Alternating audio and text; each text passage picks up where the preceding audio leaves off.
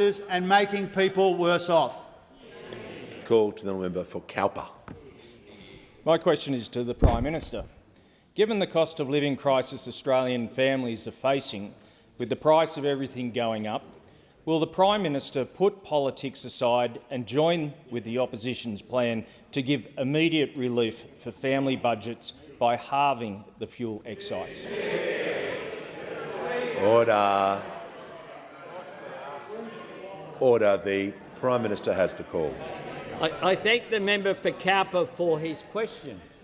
And one of the distinctions to be drawn here is between permanent cost of living relief and something that is temporary, that's borrowed from the Morrison government. The leftovers of the Morrison government have borrowed the leftovers of the Morrison government's policy. Order. When in the March 2022 budget they proposed something very similar that then just disappeared.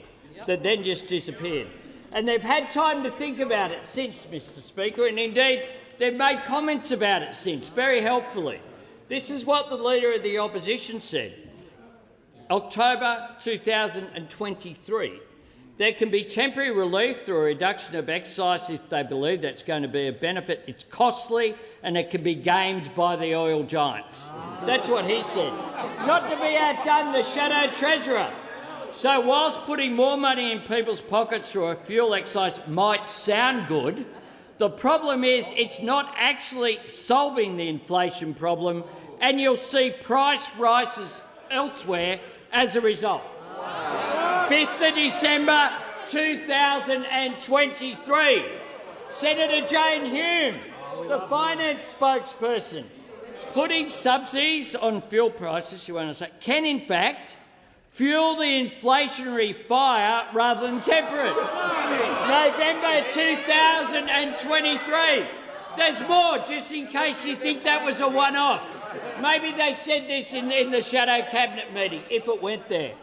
Said this, there's two problems with it. One is it could all be eaten up with global volatility in a moment. So people might not actually feel that in their hip pocket. That's what they had to say. But it wasn't just the people with portfolio responsibility. Order. The member for Cowper. The member for New England got in on it.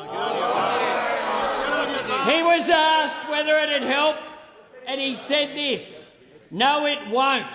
But what it will do is it'll take money away that we spend on roads. That's what he had to say. And the current Shadow Transport Minister was in on the joke as well, Mr Speaker.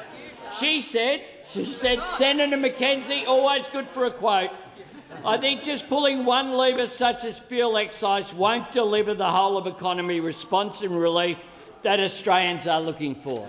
Mr Speaker, they have spent 3 years bagging this policy that he's going to announce tonight.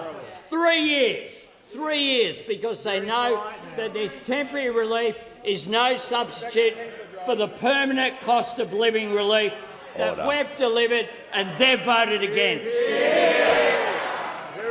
Order.